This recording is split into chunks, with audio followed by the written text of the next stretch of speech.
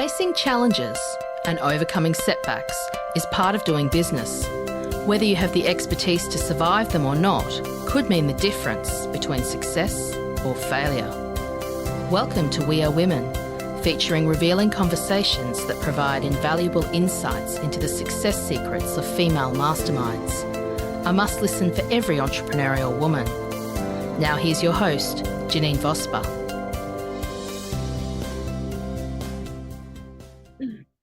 Hi, Janine Vosper here, and welcome to this episode of the We Are Women podcast. Today I have Alexandra Morgan. Now, Alexandra is an emotional eating and menstrual health coach, and she helps women struggling with negative eating cycles and painful PMS symptoms to get the healthy body they want by healing emotional trauma. Something to think about there. It's going to be a great conversation.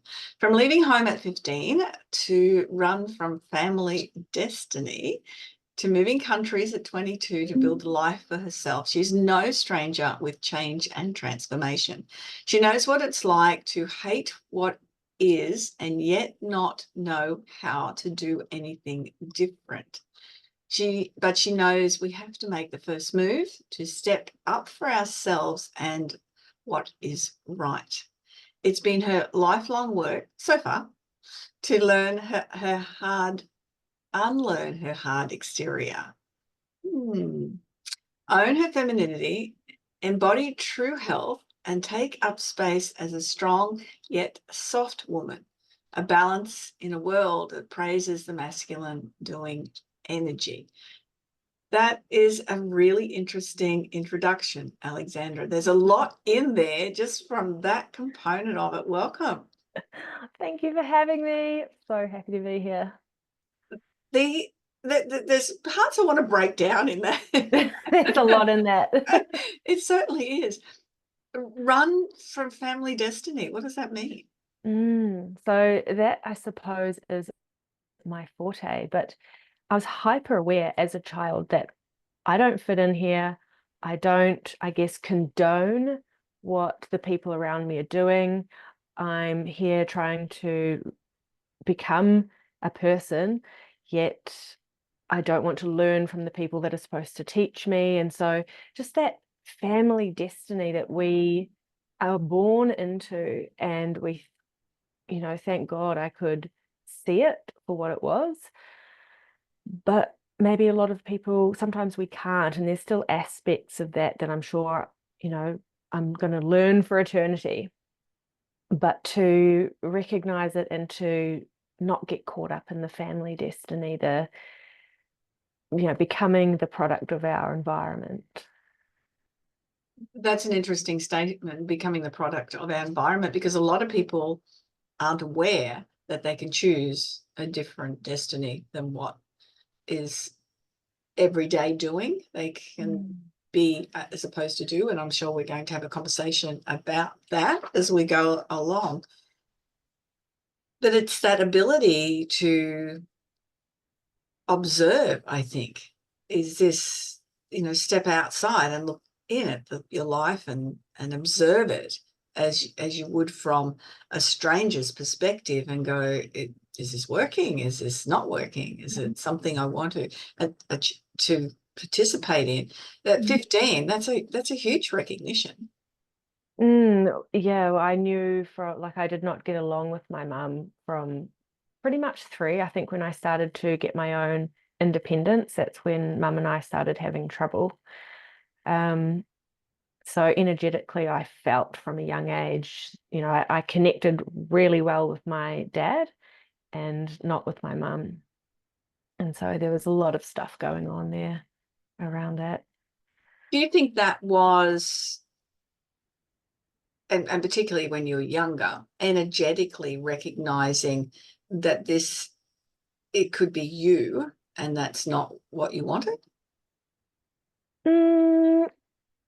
Probably not to that level. Okay. I'd say. I mean, I was very young. But energetically going, there's something here that's creating this barrier. It was more though, it was more so that my body knew I'm not receiving love here. I am your source of love. It was just the interchange was not it just, all I would have known is that it didn't feel right, I guess. But yet with Dad, it was much more organic, I suppose. He was quite a pure man with no expectations, whereas yeah, Mum was a bit different. Mum's had that traumatized childhood. She was an unloved child, so that need for love was different. Yeah.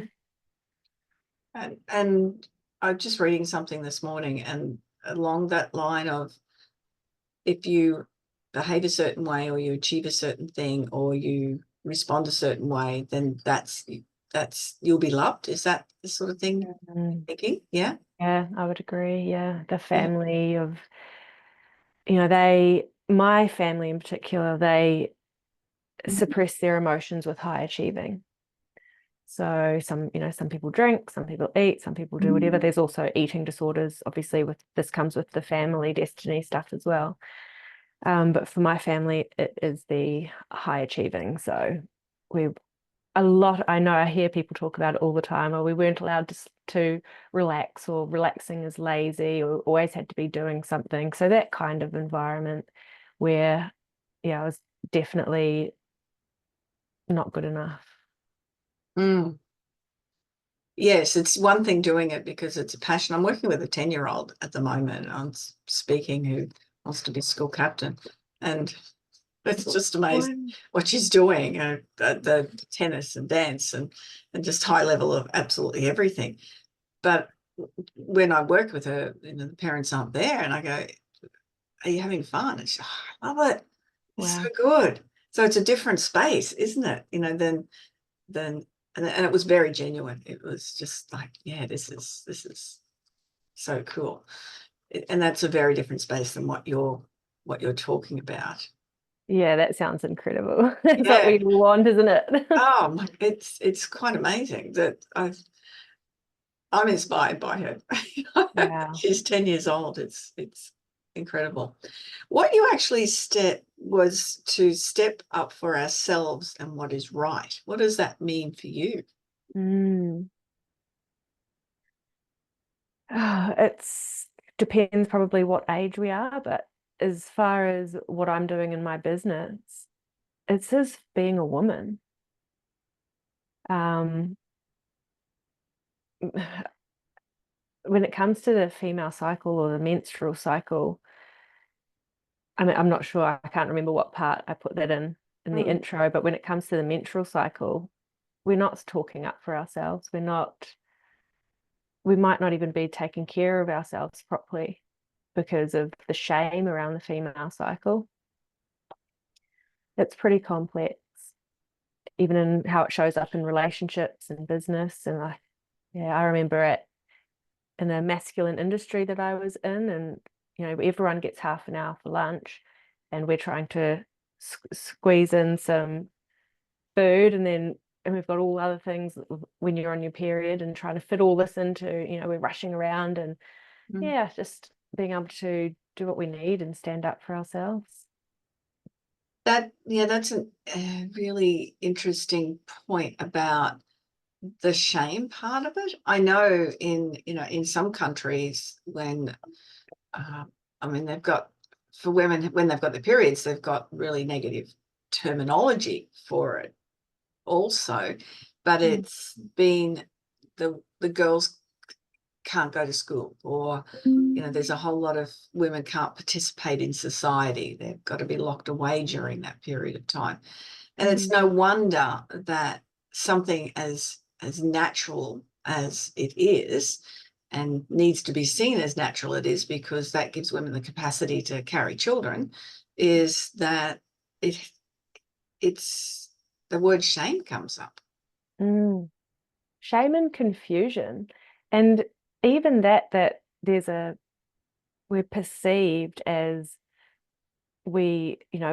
being locked up and put away for this time, when you actually are looking at the truth. Like, if we check in with our bodies, what do we want to do on our period? We want to lock ourselves away and relax. And it's funny that we're in this doing world, and it's almost like we're supposed to think, no, or how do I say, like we are supposed to want to keep going when it's not actually the truth for ourselves. And so it's really complex. If I do know one woman who can go right through her period, she doesn't get much period pain. I think she does talk about getting maybe a little bit more tired, but she's the exception. Most women will get pretty fatigued, and it's generally the week leading up that we start to get really tired, or the eyes start to glaze over. And if we're really honest, we're struggling, and we get more clumsy, and we get more clumsy, and we do these things because our bodies need rest.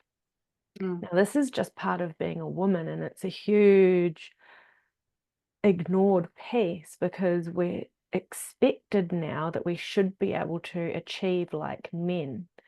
And it's not that we don't have to if we don't want to, but there's still a reality here, and things change. And so it's just kind of, okay, what do we do with this information, and how do we actually want to navigate this? And it can be as simple as just taking extra self-care. Like if you still really want to achieve and you want to do these things on your period, it's just going to mean really slow mornings or having that sleep in, and it's making these tough decisions because we're so programmed to go to the gym, or no, we've got to do this and we've got to do this and we've got to keep achieving. So it's a real undoing of a lot of deep conditioning. And a lot of people are really nervous about. Yeah, I can understand why they would be. Look, I was very, very blessed, and I am an exception to the rule. And yes, I know 2 people now. I just, the one thing that did happen was and I remember I didn't realize until I was dating, my husband 45 years ago, whatever it was.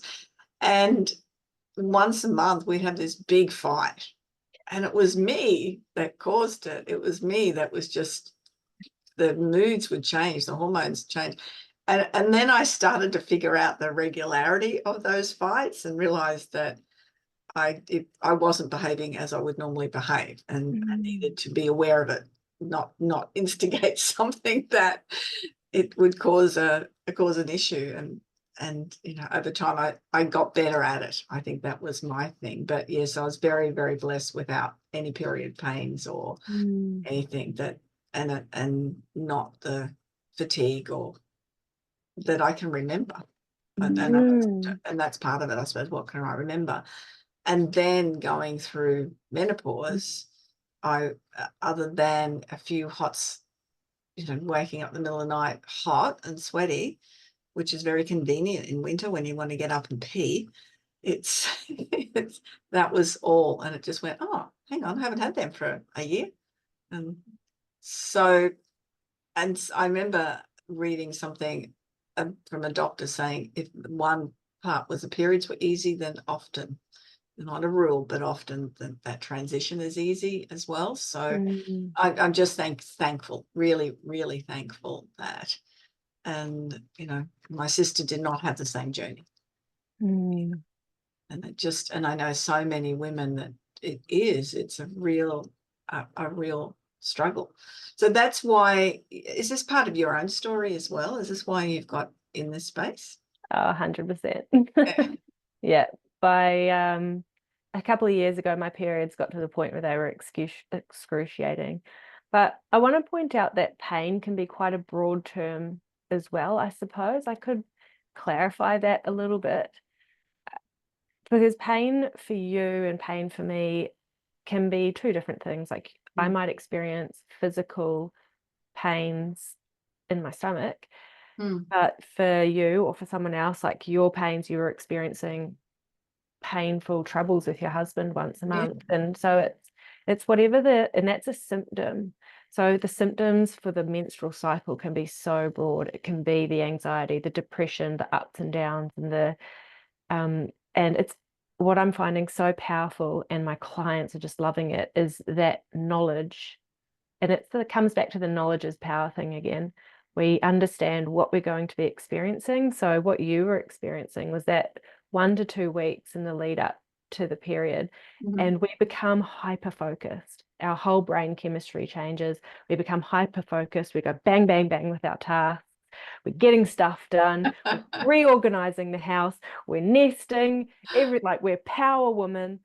Yeah. And if that man is in the way, he didn't want to be whipping himself into shape, because we are focused for like optimization. And that explains a lot. Thank you. yeah, we're coming at you.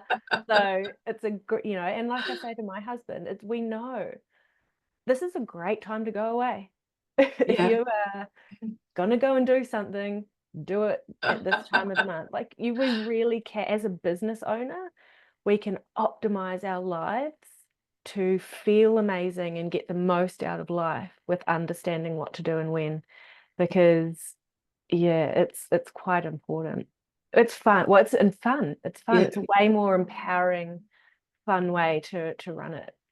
And look, I probably now honor my husband a bit more, because I am super driven and highly focused anyway. So you put that on steroids. Yeah. And it's just expecting other people to perform at that same level at that same time, which is very interesting for others in your space. It's, well, why can't you get it done? That's a sort of people say to me, oh, you pop up everywhere, you get so many things done in a day, I can't believe your energy levels. And now that's at 65. You can imagine me at 30 doing the same thing. He survived. Yeah, he did. So mellowed out a lot more now. It's like, I think that's where I got, yeah. Yeah, that estrogen's waning. Yeah.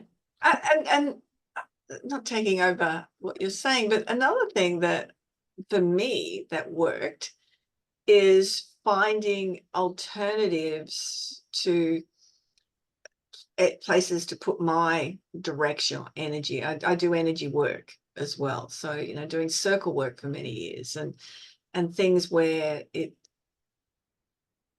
was another alternative outlet that wasn't just very left brain. It was something that was a different space.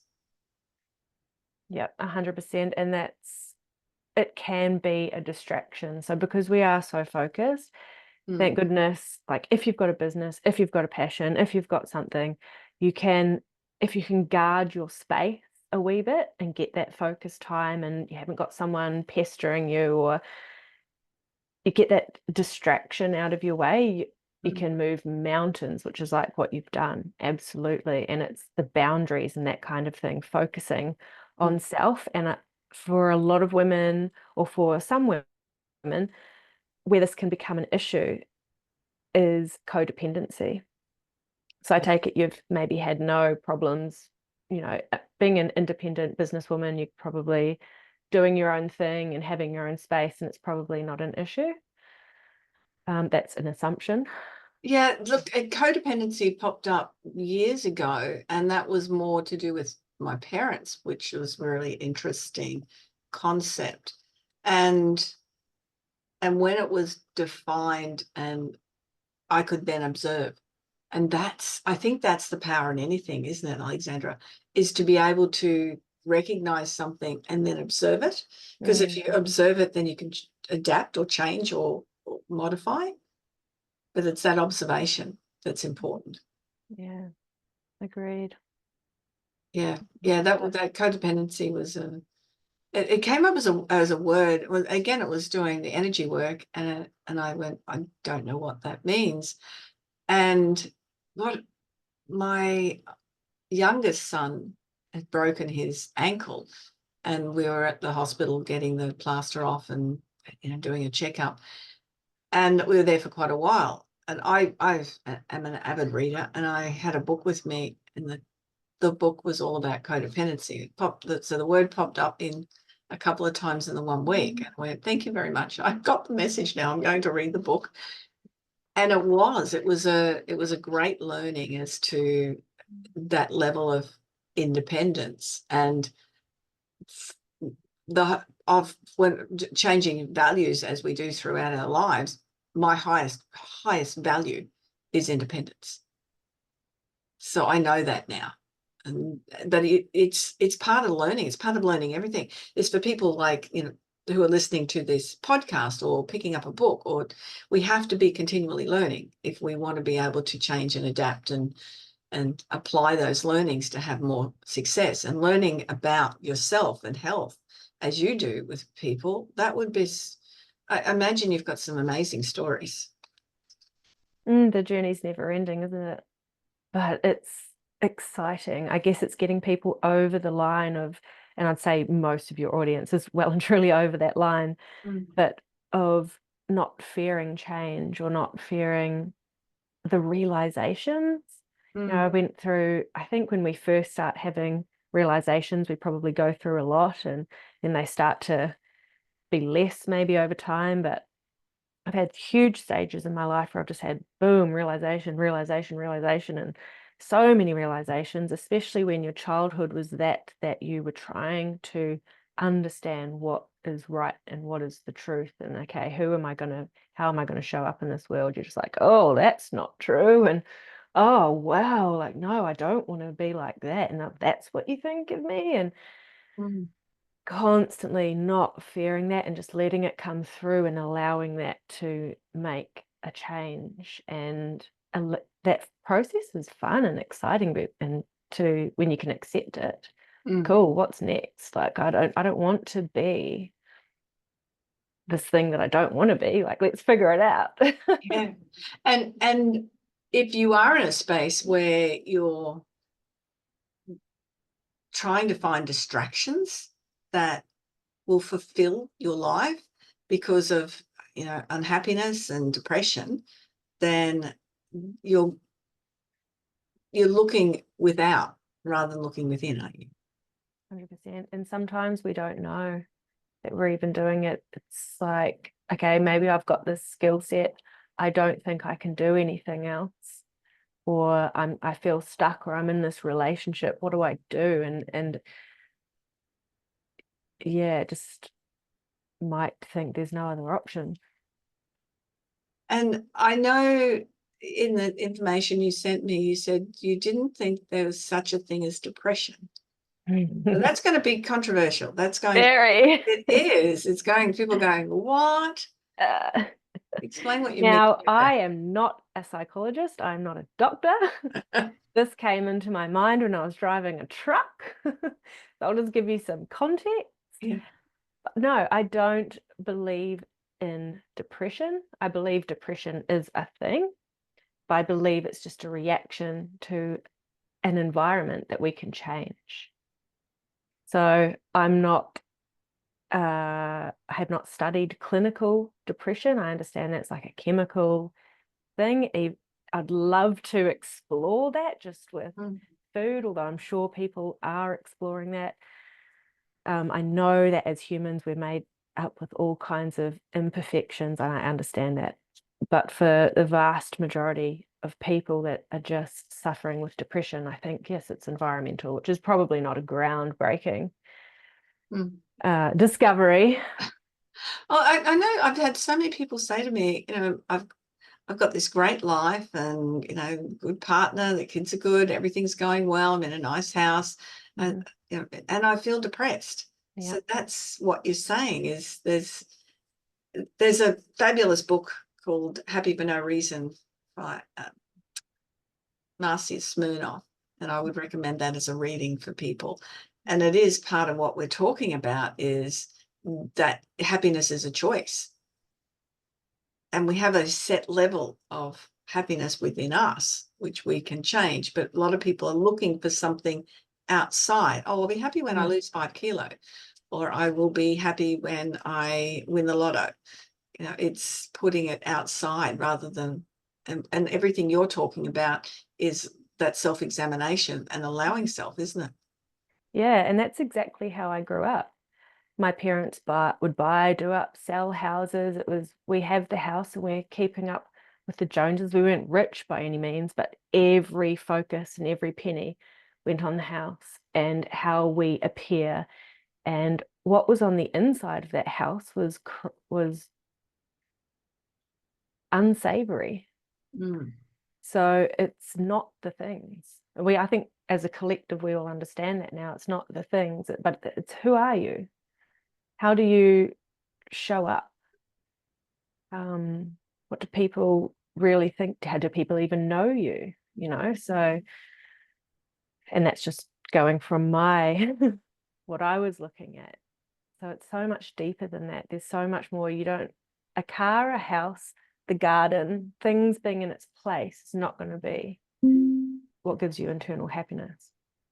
Yes, things being in their place or expected to be a certain level. Mm. My grandmother's generation were happy with a 2-bedroom home with 7 children and everyone just getting in and doing the job. Suicide was really unheard of at the time. It was more a survival, and there were the joys in life. I remember her telling me that they had 17 children, by the way, not 7, but they grew up as they moved out, and but they would get an orange for Christmas in a stocking, and that was joy. There's so much more expectation, and that's because of the world we live in. It's not in the 1930s, but there's just so much more external expectation of what things should be before we can find that happiness, which is then leads to what you do, is that health, looking after the body too. And that becomes a bit of a catch-22. If you don't do that, you don't get that. Yeah, it's so interesting. I brought my house that I live in here 6 or 7 years ago, and my mum, because they value houses and things, they wanted to come and see the house. So they came to see it. And my brother, I think, I didn't want for much. I was actually going to try and buy a piece of land with a tiny home and etc. I was just on my own, and that ended up not being enough space. So I got this house. It's still small. It was like a 3-bedroom, smallish house, but it had some land. I wanted to grow some things, etc. And my brother gave my mum this little talk apparently before she came, like, now it's not what you would consider like this is, so don't judge her and maybe don't say anything. So she shut her mouth the whole time and didn't say anything. Oh, that's good. That was good on him. Yeah, he was really trying. But then she gave me no advice. I was like, what should I do with this and that? And it was hilarious. Yeah. So yeah, it's what is success? For me, it's to every morning I wake up, every window in this house has green trees around it. I have birds flying through the deck. I can watch the wind go through the leaves. I'm surrounded by tree noises, and so it's what's my experience. It's how I wake up and I can experience nature and life, and it's a whole different thing. So yeah, tapping into this whole different world. That is so important. And you're on the Sunshine Coast in Queensland, which is a pretty nice place to be living also. I'm very much the same. I love walking in nature or being out in nature. For those that know me and follow me on social media, you'll know that I've always loved camping, and just now upgraded the camper. We started with the small tent, bigger tent, camper trailer. Now we've got the full big caravan thing happening, but it's all just to get outdoors and to get out into spaces where you can just really ground yourself and appreciate being in nature. That's not the thing of the caravan. It's the purpose of it to get to be out in nature. But sitting in my office here, we've got parkland behind us, and I look at the pool and the trees, and I'm like you, I've got all these birds that keep flying past and they distract me all the time. The peewee's the boss, but all the other birds come in and fly in. And we've just had a murder of crows move into one of the trees down the back. So we have, and I woke up on the Sunday morning just really early and got up at 4 o'clock, and it was just starting to light, like it's still dark, and the crows were already happening. Oh, Game over. yeah. But it's still that, we also have planes flying over. I'd much rather have the crows than the planes flying over. Yeah. It's just those moments. And I suppose that's that attitude of gratitude that comes with, and that makes you healthier. It makes you have less depression, definitely, and have more positive when you actually can, instead of looking for the things that are going wrong, looking for the things that are going right. I love that.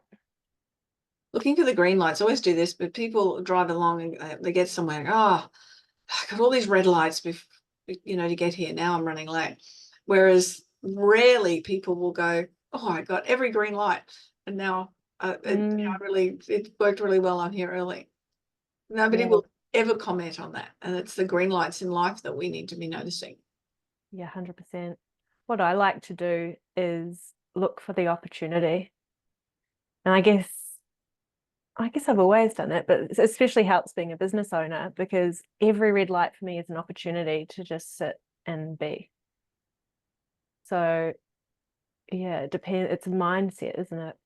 How have you gone about recognizing that? I'd say, what probably really drilled it into me was I was in mining for 11 years, 10 years. And so there was a lot of travel, etc., but I was exhausted a lot of the time. And so every moment I could try and get, I was trying to regain some energy. So potentially, I'm a trained yoga teacher, so that a lot of mindfulness comes in there. Would have been the blend of all of that. Okay. Yeah. Yeah. So it's, again, I'm just thinking aloud. I have run a retreat with a yogi and naturopath before, and we do an East meets West retreat. So it's that combo of how you can apply those practices in business, which is, you still have to do business, and you want to be able to go, on retreat, learn things that you can take back.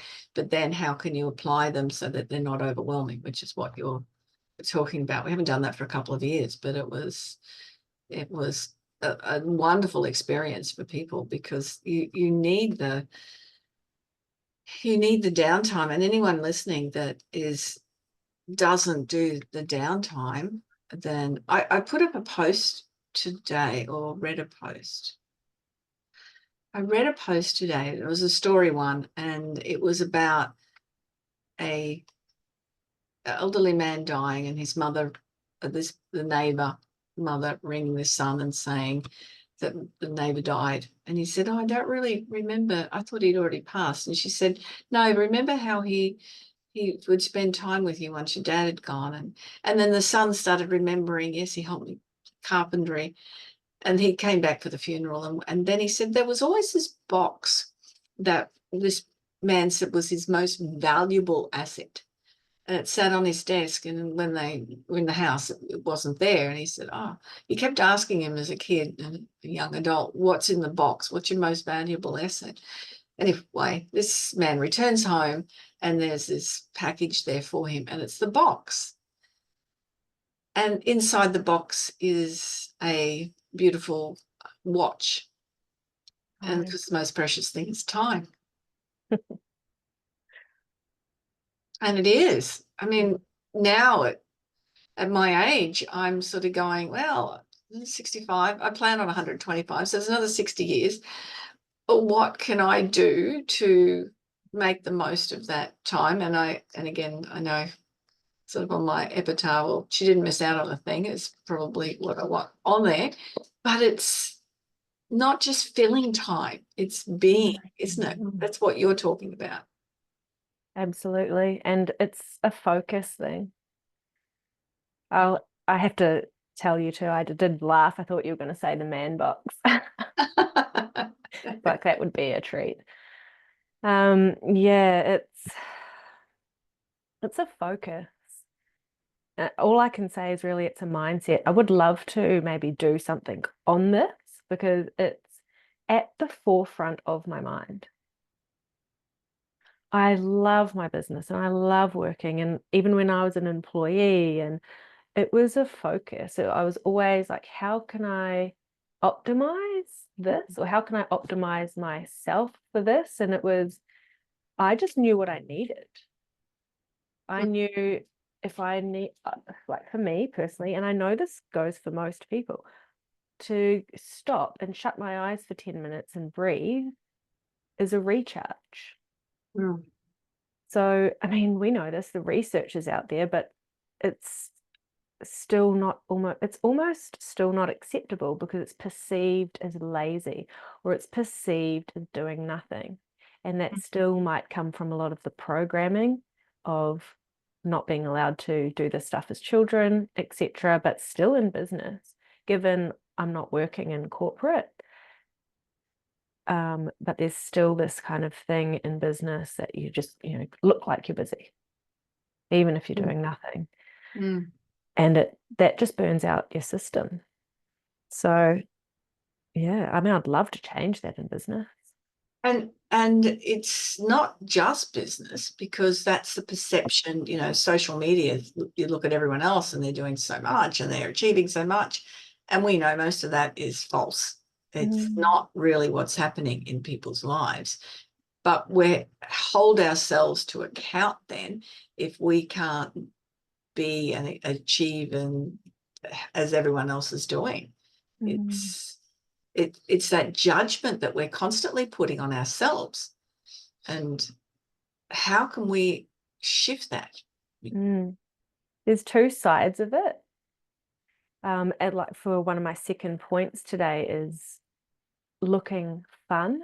So the achievement and the looking fun, it's all how we are looking to someone else. How can we change that? We'd have to start with maybe the people in business or the people in life to kind of make it okay. Do we start from the top? We could.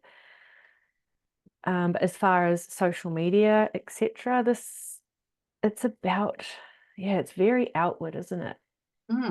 And being perceived as fun and being perceived as busy. This is like one of my favorite topics to talk about. It's messy. The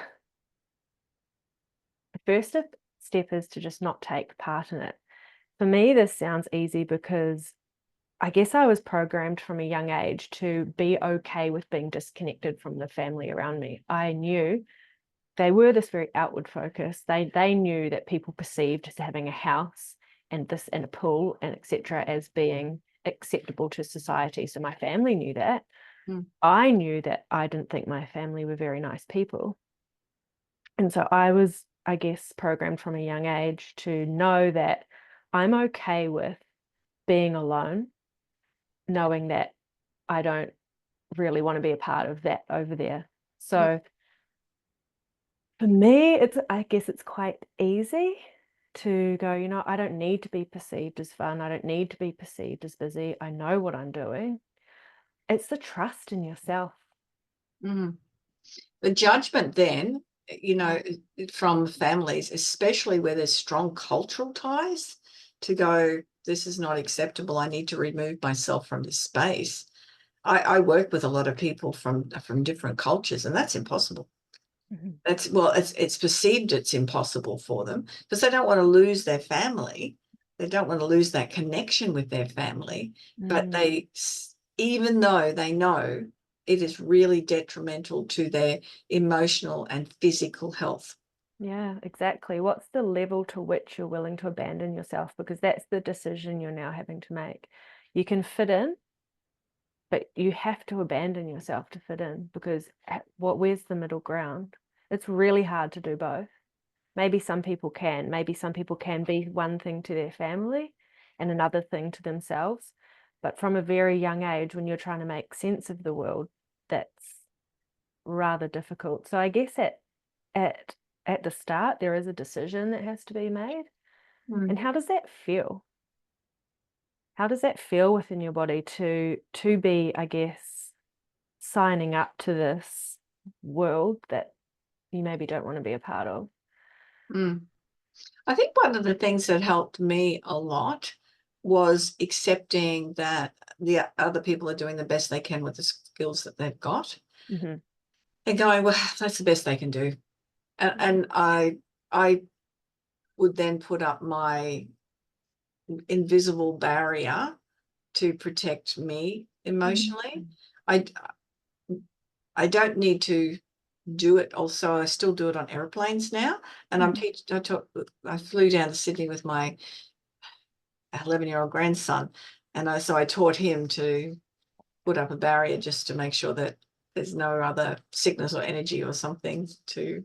Then he was telling his 8-year-old sister about it, teaching her that you need to have that invisible barrier around yourself so that you can protect yourself. And the airplane is a good space to do that, because a lot of people jump on planes and then they get off and they're sick and physically sick. But it's not just there's someone on the plane coughing. That usually it's because there's so much energy in such a confined space, and it makes you uncomfortable or at ease, and it creates that space. So anyway, that was what I was teaching him, was to put that barrier. But it's that, okay, rather than trying to, and this is a big thing, rather than trying to fix people or change them or just accept, so you understand your mother, that's the best you can do, because that's what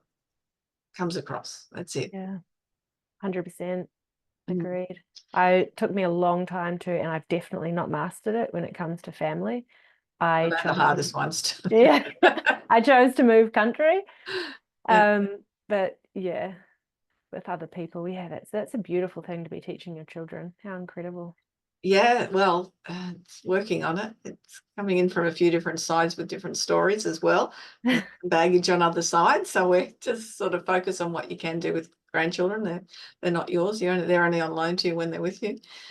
So and now getting back to the PMS and the healthy body, which is what your focus is on, all the things we've been talking about, mindset. Now, do you see this represented with the body responding not as well as it could? In what respect? Sorry? Well, just taking on emotional stuff that causes that more emotion in the body, then the body's going to represent it somehow. That's what happens. So do you find that there's a connection across between what's going on? Absolutely. And that's why I work with the menstrual cycle, emotional eating, emotional trauma, and family dysfunction. That's my jam. That's essentially my 4 go-tos, because it is so connected. What happened to us in childhood, we all understand the childhood trauma situation, and then how that plays, how we show up now in life, and the emotions that we maybe haven't processed affecting our menstrual cycle, affecting our relationships, impacting all different areas of our life. But absolutely, emotions stored in the body make us sick. Research has shown that now. And so it's unpacking all these different areas. Are we emotional eating? Emotional eating is the biggest one that's why clients come to me. And there's kind of the two biggest pieces as to why is being out of alignment with the female cycle and the emotional stuff that's going on that we're not looking at. So yeah, I definitely agree that the emotions are everything in this society. It's not huge yet that we really look at the emotions and we really check into ourselves. And I think especially in Australia, probably the vast majority of people are just kind of going to work and doing their things and we don't want to dig up the past, and we're not going to therapy and all that kind of thing. So what I love about my business and about coaching as opposed to therapy, like I love therapy. There's a place for everything. It needs to happen. We need to figure ourselves out. But with coaching, being more, how are you showing up now? We don't have to go and dig up the whole past. The past is important. It's helpful to go to therapy and figure out what it is that's happened if you don't know, and then use that to change how you're showing up now. What's that annoying thing that you're doing that you don't want to do, that you want to change? All right, let's get back to the root of it and just rechange things a bit, and let's start programming you for success in whatever area. If it is with your emotional eating, why are you emotional eating? What is the driver? And then let's figure it out. I think that emotional eating would possibly be the thing that most people can relate to. And then once you imagine they're working with you and they start digging around differently, they go, oh, okay, that's just one little part of that. And that's sort of the end result of that. Yeah. Yeah. Thanks for that reflection. That will be very helpful for me. Look, we, obviously resonated and talked on topics that we both love, enjoy. And it's really interesting. I've been doing the podcast now for about 8 or 9 years, and there's 170 something episodes. And I started podcasts before podcasts were, when they were just starting out, and used to do them a lot more regularly. And now they're every 3 weeks. But you see, when you're evaluating what you're doing in business and going, why do I keep doing the podcast? Well, exactly what we've done today, Alexandra.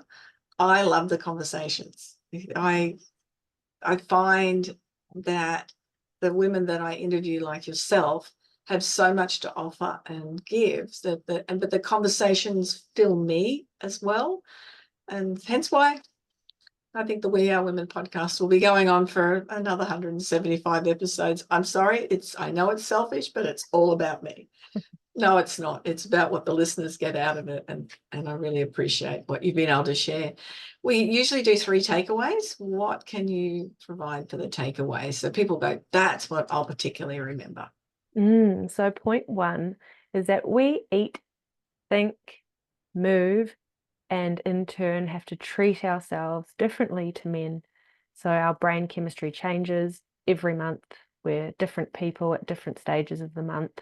That's perfectly normal. It's perfectly okay. There's just different things that we can do to support that so that we feel good and we don't have to have that monthly mental breakdown that is world ending, which we've all been there. We've all been there. Number 2 is looking fun. So being perceived as looking fun, which is the social media point that you touched on. Looking busy, looking fun, meeting others' perceived needs creates disconnection from our authentic self and can in turn cause depression. Number 3, the perceived needs. Yeah. It's so perceived that we need to entertain other people and be this certain thing. Perceived. Number 3, that feelings are the most important tool in our tool belts for life, in our tool belt for life. And the majority of people are avoiding them. So our feelings and our emotions, they're signposts for us, how we feel about something in our environment.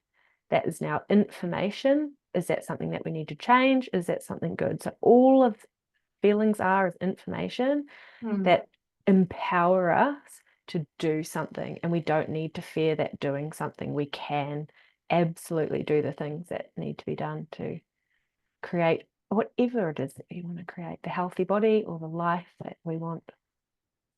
Yeah, perfect. Thank you so much for sharing those. And as I say nearly with every interview, wow, the time goes so fast. It does. Thank you so much for having me. Absolutely loved it. You are most welcome, Alexandra. How can people get in touch with you? I am on Instagram. It's mainly where I am, alexandramorgan.joy, or my website, alexandramorgan.com.au. And so easy to find, and all of those details will be in the show notes anyway for people who are finding us either on wanting to watch it on YouTube or across any of the podcast channels. You can download it on all of them, including Spotify.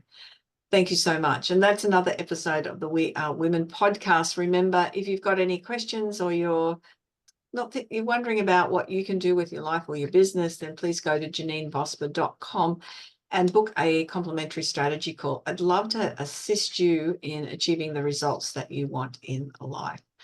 And have a fantastic day, week, month, year, life, whatever's happening in your world.